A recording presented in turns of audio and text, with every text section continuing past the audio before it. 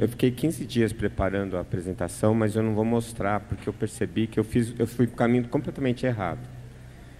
Eu percebi isso ontem à noite, quando eu cheguei aqui, e senti a energia de amor que tinha aqui. E eu tinha certeza que eu não ia ser competente o suficiente para trazer alguma coisa que fosse significativa para essas pessoas que estavam aqui, gerando essa energia de amor. Então eu achei melhor deixar o que eu tinha preparado para lá e deixar a espiritualidade tomar conta, porque aí se eles fizerem a palestra, eu tenho certeza que vai ficar legal. Eu não sei se vocês vão concordar comigo, mas eu nunca me senti tão pequeno como eu estou me sentindo aqui.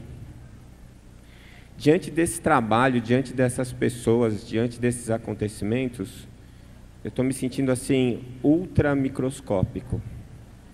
Mas o estranho é que eu também nunca me senti tão forte, tão poderoso. E acho que é porque, de alguma maneira, eu me sinto parte também. Eu também sou uma dessas almas que está dividindo o amor aqui, que está participando, que está se emocionando, né? Agora, eu me dei conta, a hora que eu estava subindo a escada, que o tema da minha palestra é uma armadilha, né?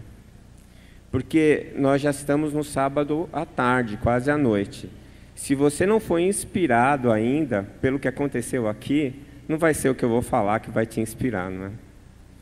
Como disse o cantor, né, o trompetista, esqueci o nome dele agora, que tocava jazz. Uma vez perguntaram para ele, o que é jazz? E ele respondeu assim, se você precisa que eu diga o que é, você nunca vai saber.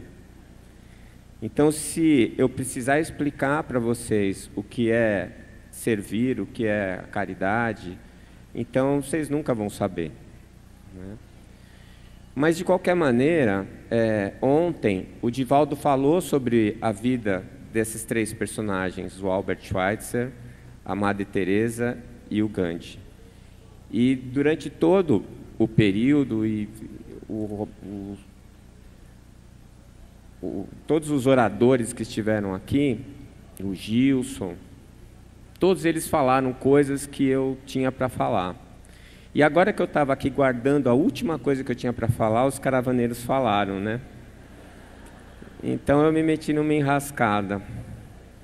Mas eu acho que essas três personalidades, eu fiz a lição de casa, eu fui estudar a biografia deles, elas trouxeram exemplos muito fortes de pessoas que perceberam que elas não precisavam de ninguém para fazê-las felizes, mas elas precisavam de alguém para que elas pudessem ser felizes. Quando a gente está no nosso lugar, esperando que alguém venha nos trazer alguma coisa, quando a gente elege alguém para viver conosco como companheiro ou companheira, esperando que esta pessoa complete nossas vidas, quando a gente projeta nos nossos filhos a vontade que a gente teve de realizar e não realizou, e fica imaginando que eles podem realizar, todas as vezes que a gente coloca as nossas expectativas nas pessoas que estão ao nosso redor, como as expectativas são coisas nossas, são elucubrações nossas, o que vai acabar acontecendo é que nós vamos nos frustrar com as pessoas que estão conosco. E quando nós nos frustramos com essas pessoas, nós nos magoamos, não é? E essa má água nos intoxica. E aí, o que nós precisamos para resolver essa intoxicação? Do antídoto, que se chama perdão.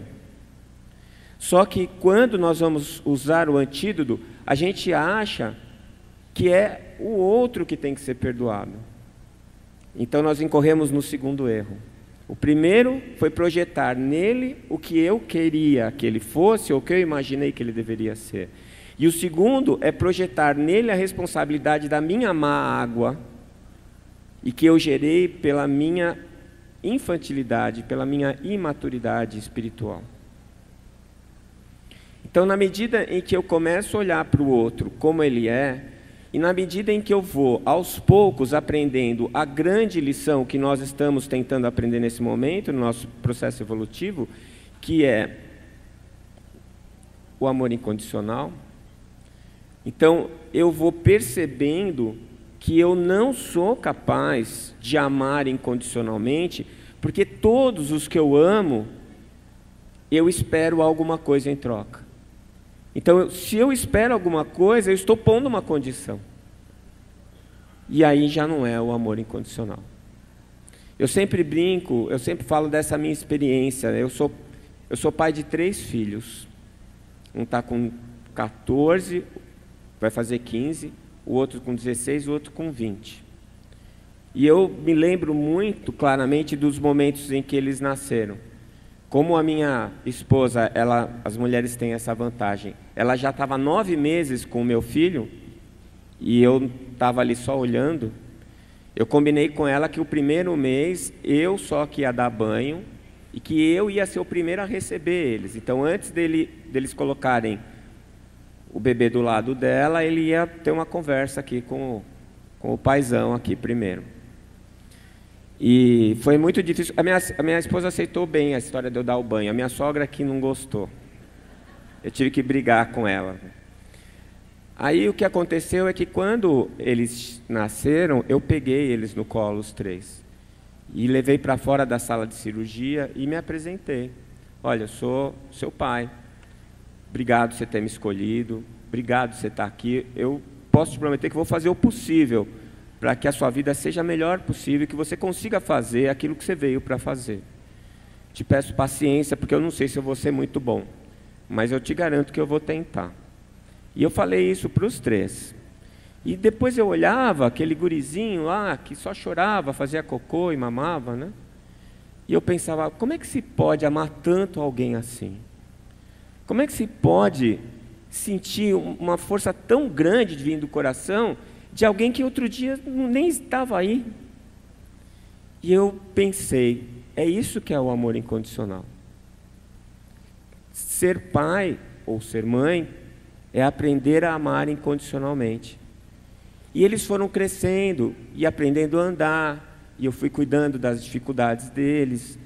Eles caíam sempre comigo, com a mãe nunca caíam, não sei por que isso acontece. E aí eu tomava a bronca dela, ia fazer o curativo, os banhos que a gente dava, ir para a escola a primeira vez, eu não sei se vocês sentiram isso, mas a primeira vez que eu deixei meu filho na escola, parecia que eu estava abandonando ele. Né? Eu fui trabalhar, eu não conseguia trabalhar, eu só pensava nele, o que será que está acontecendo, como é que será que ele está, né? Como é que eu tive coragem de deixar ele num lugar de gente estranha, né? Não estou eu nem minha mulher lá. E eu crente que eu tinha aprendido a amar incondicionalmente, mas aí ele entrou na adolescência. E quando ele entrou na adolescência, ele começou a mostrar quem ele era, e não o que eu achava que ele devia ser. Eles começaram a mostrar as coisas boas e as coisas ruins que eles tinham. E eu continuo amando eles demais, só que eu percebi que eu também coloquei condição. Então, esse processo do amor incondicional é a nossa grande tarefa. E eu já desisti de aprender nessa vida.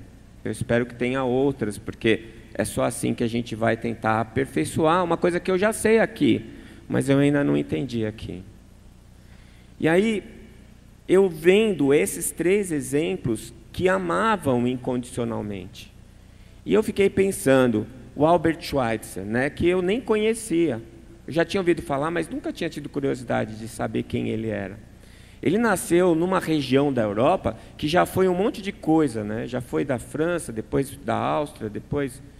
Mas ele era considerado um cidadão francês. E ele fez faculdade de teologia, fez faculdade de filosofia, ele se transformou em um grande intérprete de Bach, ele construía órgãos elétricos, ele se transformou num grande musicista europeu. E logo em seguida que ele se formou, ele era um aluno tão bom que ele foi convidado para ser professor da Universidade de Estrasburgo, e ele rapidamente se transformou numa pessoa muito bem-sucedida na Europa. Mas mesmo assim, ele ficou sabendo da miséria no Gabão, na África, E ele resolveu ir para lá. E ele ficou lá um tempo, ajudando aquelas pessoas, até que na Primeira Guerra Mundial ele e a família foi presa, eles foram para a França, ficaram presos num campo de concentração lá. Quando ele saiu, ele resolveu fazer medicina. Aí ele fez medicina, e quando ele terminou, ele voltou para o Gabão e construiu um hospital lá. O que a vida do Schweitzer me mostra? Me mostra como eu estou distante da capacidade dele de desapego. Como eu estou distante da lucidez que ele teve de perceber que o que faria ele feliz não era o conforto e o sucesso na Europa, mas o trabalho e o desconforto na África. Como ele conseguiu perceber que mais importante do que o que ele tinha e o que ele usufruía era o que ele podia sentir. E ele descobriu um sentido para a vida dele: trabalhar por aquelas pessoas da África. Quando ele morreu, a pedido dele, vocês estão percebendo alguma semelhança? Não? Pois é. Ele pediu que o coração dele ficasse enterrado na África, no Gabão, e o corpo dele foi enterrado na Europa. Até hoje, o coração dele está enterrado no hospital, que hoje chama o Hospital Albert Schweitzer. Então ele mostrou para mim essa minha ainda imaturidade emocional e espiritual. E aí depois eu fui estudar a vida do Gandhi. E a gente está tendo aqui exemplos fantásticos do pensamento do Gandhi, que o Sr. Eli tem trazido para a gente. E eu prestei atenção numa coisa interessante, porque o Gandhi também tinha aquela coisa do Schweitzer. Ele era de uma casta privilegiada na Índia. Ele foi para a Inglaterra e ele se transformou em um grande advogado lá na Inglaterra.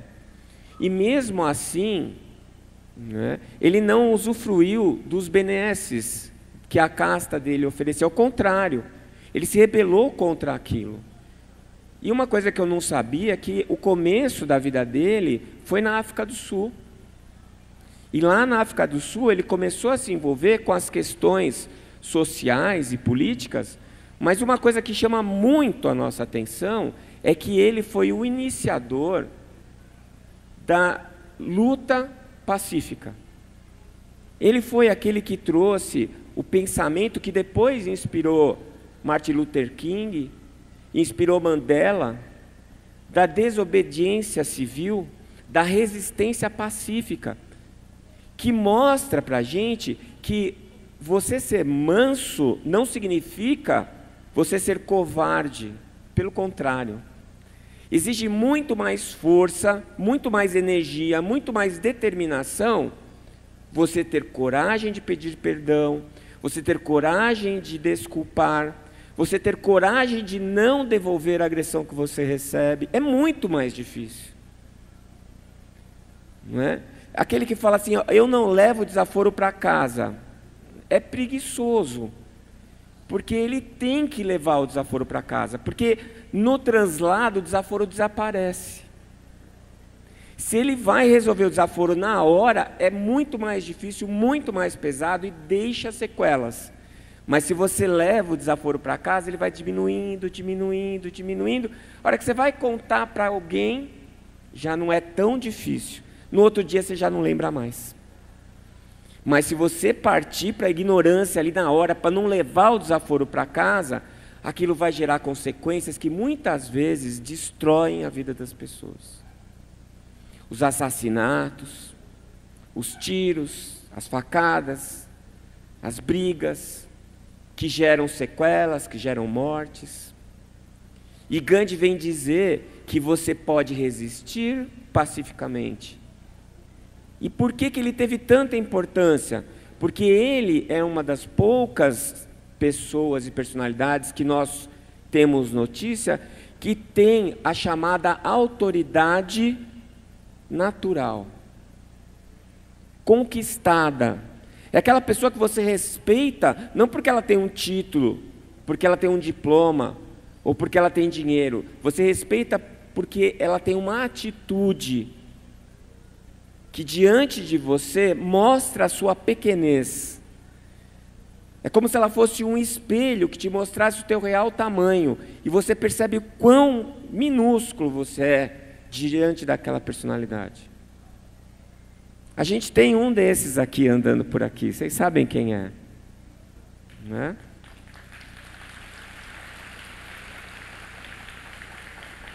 Eu tenho uma coisa que eu acredito piamente, que eu digo que a última medalha que se põe no peito é a medalha da humildade. E a humildade não é você se diminuir diante das coisas que você pode realizar. É você realizar tudo que você é capaz, sem se achar muita coisa. Essa humildade é o que eu chamo de noção de realidade, porque eu não tento ser quem eu não sou, eu admito as minhas fraquezas, eu consigo aceitar as minhas fragilidades, mas ao mesmo tempo eu não nego aquilo que eu já sei. Eu não regateio as possibilidades que eu tenho para dividir com as pessoas que estão ao meu redor. E Gandhi usava essa humildade. E ao mesmo tempo ele mobilizava as multidões na Índia. E com isso ele conseguiu conquistar tudo que ele conquistou e mais. Porque depois ele ainda inspirando Martin Luther King, inspirando Mandela, quantas e quantas pessoas receberam o benefício da atitude e da autoridade moral que ele exerceu na Índia. E depois Madre Teresa, não é? Que sempre foi uma figura que me encantou.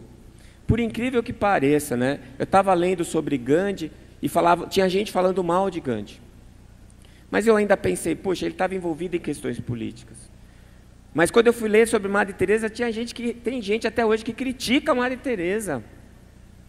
Eu vou citar aqui uma das pessoas que mais me inspiram, doutora Ivênia de Santos Prada, da AME São Paulo, médica veterinária, e ela disse uma vez assim para mim, quando a gente ouviu uma crítica direcionada a uma personalidade aí do espiritismo. E ela ouviu a pessoa criticar, e criticou, e ela muito quieta. Aí a pessoa percebeu que ela não estava compartilhando a crítica e falou assim, a senhora não acha? E ela disse assim, meu filho, quando eu tiver feito uma fração do que este homem fez, eu me darei o direito de criticá-lo. E acho que quando eu estiver lá, eu não vou mais querer criticá-lo. Eu tenho para mim que as pessoas que fazem muito, elas intimidam as que não fazem nada. E essas pessoas que não fazem nada, elas ainda não descobriram que elas não fazem nada porque elas estão paradas, é só elas começarem a fazer. Mas em vez de agirem, elas preferem criticar. Porque tentando diminuir o outro, ela se sente menos miserável. E aí Madre Teresa tem algumas tiradas que me orientam até hoje. Por exemplo, a gente fala muito de espiritualidade. A gente tem levado a espiritualidade para dentro da universidade. A gente está tentando fazer a medicina se voltar mais para a espiritualidade. Nós somos da Associação Médico Espírita, mas nós não estamos fazendo proselitismo do espiritismo. Não é? Eu estou feliz com a minha opção, mas eu não preciso que me acompanhem. Eu posso dividir, mas eu estou tranquilo. Quando eu quero companhia é porque eu não tenho certeza de onde eu estou. Pode reparar, se você não tem certeza que o caminho é certo, você vai aonde está indo mais gente, porque se você se perder, você não está sozinho. Não é? Ou mesmo, se parecer muito idiota a opção que você fez, tem mais gente sendo idiota com você. Você se sente um pouco menos idiota. Não é? Então, quando você está inseguro ao ponto de precisar de companhia, é porque você ainda não está convencido. Você comprou aquele carro, aí você fica elogiando que era que todo mundo compre o mesmo carro que você, porque você não gostou. Você se arrependeu. Você já viu que foi uma má compra. Aí você quer mais gente perdendo junto com você, para você não se sentir tão besta, né? Mas aí, Madre Teresa, a gente fazendo levando essa mensagem para a universidade, A primeira coisa que a gente precisa deixar claro é que espiritualidade é uma coisa, religião é outra. A religião é uma ferramenta de busca da espiritualidade. A espiritualidade é o produto daquela ferramenta. E eu não preciso nem da religião para encontrar a minha espiritualidade, porque mesmo os ateus têm espiritualidade. A espiritualidade é a nossa capacidade de transcender, né? Então, quando a gente faz essa comunicação, uma das primeiras coisas é mostrar essa dificuldade, que não é uma dificuldade. Como disse Gandhi, cada uma das grandes religiões vão levar no mesmo lugar, tanto faz. Você vai pelo caminho que te agradar mais. Mas aí eu cito uma passagem de Madre Teresa que eu ouvi de um médico importante, José Nilson, lá de Santos, que é uma pessoa importante para mim até hoje. E ele conta que uma vez Madre Teresa estava passando por uma rua com uma das suas freiras, das suas assistentes, e tinha um senhor caído na sarjeta. Ela se aproximou e percebeu que ele estava nos seus últimos momentos de vida. Então ela se ajoelhou, se sentou, deitou ele no colo dela. Pegou a roupa e começou a limpar as chagas do rosto dele, limpou os olhos dele que estavam grudados de secreção. E aí o homem começou a falar, mas ele falava um dialeto que ela não entendia, mas a assistente entendia. E ela perguntou: o que ele está falando? E a moça disse: ele está perguntando qual é a sua religião. Aí ela falou assim: pergunta para ele por que ele quer saber. E aí ela perguntou, ele respondeu: é que em toda a minha vida eu nunca recebi tamanho ato de carinho, tamanho acolhimento, e eu quero saber qual é a religião dela, porque eu quero morrer na religião dela. E ela respondeu: a minha religião, disse para ele, é o amor. É isso que a gente precisa colocar dentro do coração da gente. A gente não precisa, isso não é time de futebol, pessoal. Não interessa qual que é o rótulo que você colocou na sua camiseta. O que interessa é o conteúdo que vai na sua alma. Pouco importa eu pôr a camiseta do Fraternidade Sem Fronteiras, se a minha fraternidade ainda tem essas fronteiras. A fronteira, eu só ajudo quem acredita na mesma coisa que eu só ajudo quem está no mesmo país que eu só ajudo quem tem a mesma filosofia que eu.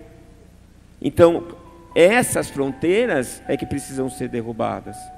Porque as fronteiras geográficas, elas não existem mais, não sei se vocês já perceberam. Elas não existem mais, né?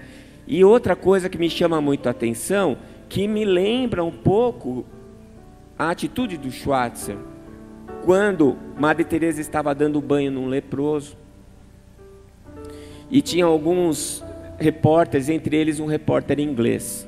E enquanto ela dava o banho naquele homem, o repórter fala assim: eu não faria isso nem por $1 milhão. E ela se volta para ele e fala assim: nem eu. Não é? Então é isso que as pessoas muitas vezes não percebem. Para que é que serve o dinheiro? Para que é que serve a matéria? Eu não sei se vocês sabem, mas nós estamos vivendo a maior epidemia mundial de suicídios. Não é? E eu me dei conta de uma coisa. Eu perguntei para o Marcelo esteve lá em Madagascar, perguntei para o Andrei, faltou perguntar para o Wagner.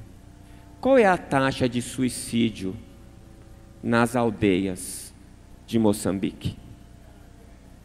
Qual é a taxa de suicídio desse povo que nem consegue abrir a mão de tanta chaga? Qual é a taxa de suicídio lá? 0. Está aqui o Andrei me dando a dica.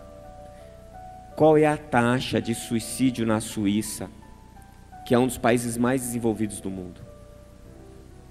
É a segunda maior causa de óbito na Suíça, depois de acidente de carro, suicídio. Por que é que eles não se matam em Madagascar? Porque eles estão muito ocupados sobrevivendo. Eles estão muito ocupados tentando se manter em pé, vivos, para ter uma chance de ter uma vida. E por que nossos jovens, por que as pessoas dos países em desenvolvimento, por que essas pessoas estão se matando? Porque elas não precisam mais sobreviver. A sobrevivência está sendo lhe dada de mão beijada. Uma psicografia que foi recebida pelo Roberto Lúcio, lá na Associação Médico Espírita de Minas Gerais, o Dr. Bezerra de Menezes nos chamava a atenção: meus irmãos, vocês não estão mais lutando pelo pão.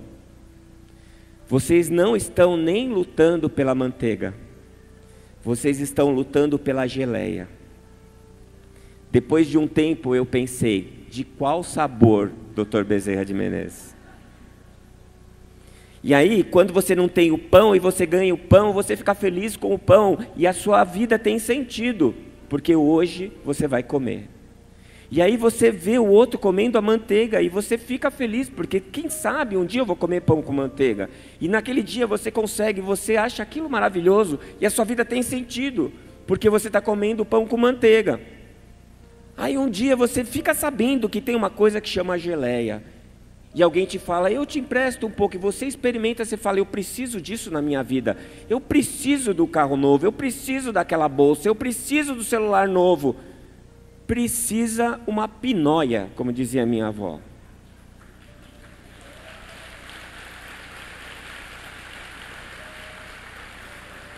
Sabe o que acontece aí? Você tem o pão e está sobrando o pão. Você tem manteiga, margarina, manteiga sem lactose, com lactose, está sobrando.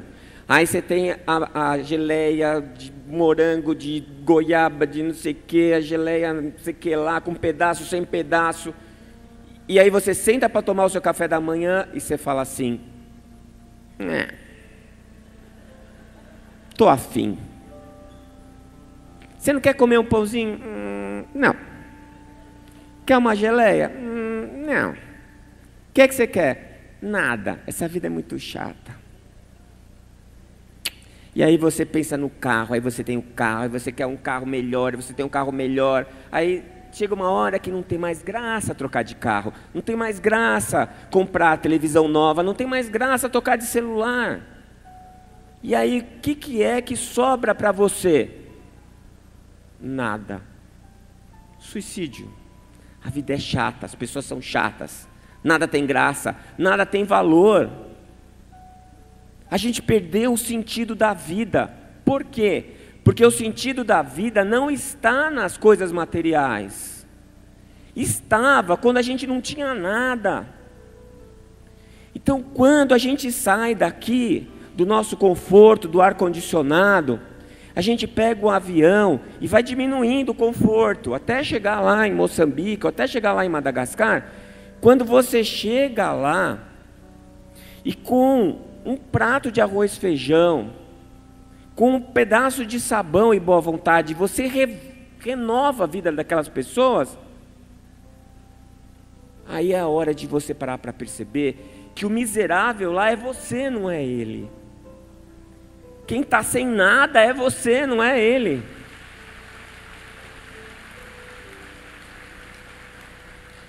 A caridade, quem está fazendo são eles. Porque eles estão aqui, vindo aqui, e mostrando que com tão pouco, eles chegaram tão longe. Com tão pouco, com R$50 por mês, ela está fazendo universidade. Eu garanto que o transporte dela, da onde ela mora até a universidade, não é uma coisa simples. Eu garanto que para ela não deve ser muito fácil estudar. Eu garanto.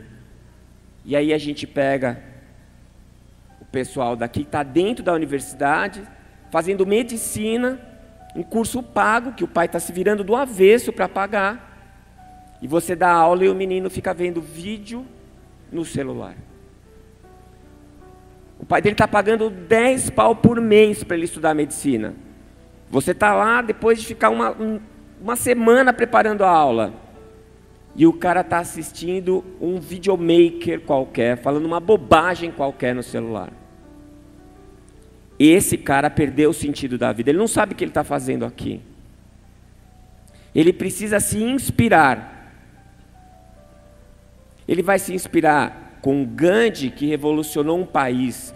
Ele vai se inspirar com Madre Teresa, que revolucionou a vida de tanta gente, que mostrou como, por menos que a gente possa fazer, a gente já está fazendo muito. Porque o que você pode fazer é muito para você. Lembra do óbolo da viúva? Ah, mas eu não tenho dinheiro. Eu não posso dar 50 reais por mês. Mas você não gosta de falar? Você não é tagarela? Convence os outros que podem pagar e arruma um monte de padrinho. Você não põe nem a mão no bolso.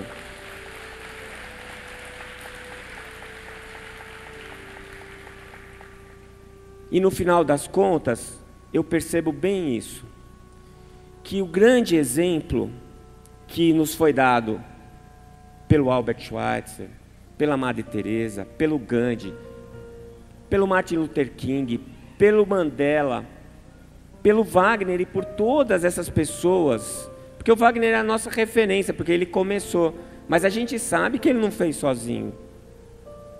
Não é? Todos nós que estamos aqui hoje estamos ajudando a fazer. O que é, eu concordo com a Ângela, é uma revolução, isso é uma coisa muito grande.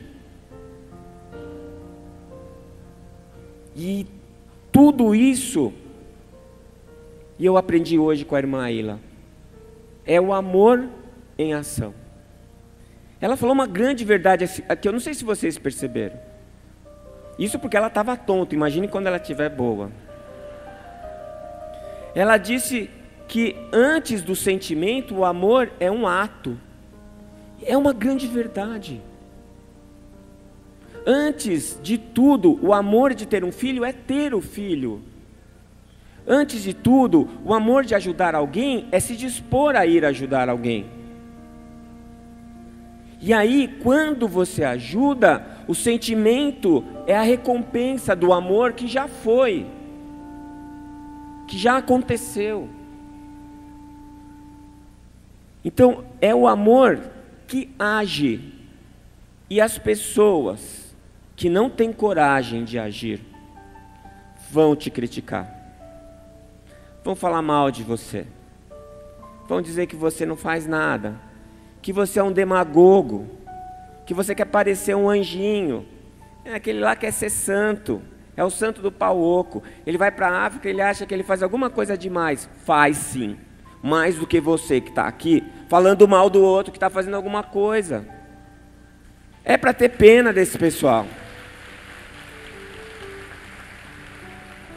Hoje em dia, com esse tal desse Facebook, que para mim é coisa do demônio mesmo. Esse tal desse Facebook, é fácil de falar mal dos outros. É 2 minutos já está falando mal. E destruindo, porque ser pedra é uma tranquilidade, não é, gente? Eu quero ver essa janela. Então, eu queria compartilhar com vocês essa sensação que eu tive aqui de ser tão pequenininho. Que eu sou mesmo, 1,66 m, não é lá grande coisa. Mas eu estou falando em termos de gente mesmo, né? Porque a gente faz tão pouco, né? Mas o meu pouco é o meu pouco. É a minha parte, é a minha gota nesse oceano, que vai ser uma gota menor, se eu não colaborar. Muito obrigado.